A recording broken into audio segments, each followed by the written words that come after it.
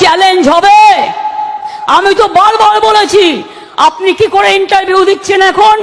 নিজে কোশ্চেন লিখে দেয়, নিজে উত্তর লিখে দেয়, আর ছবিটা পাশে বসিয়ে দেয়। এটা চলছে আজকে।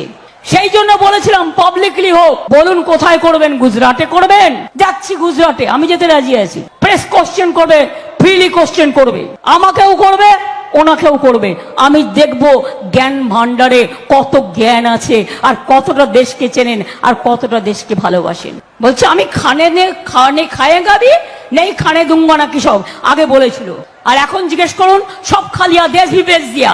बोले खाते खाते इतना खाया कि अब देश को भी बेच दिया, कॉन्स्टिट्यूशन को भी बेच दिया, इंसान को भी बेच दिया, सबको बेच दिया है। इसी के लिए हम लोग की क्या चाहते हैं? আমরা কি চাই?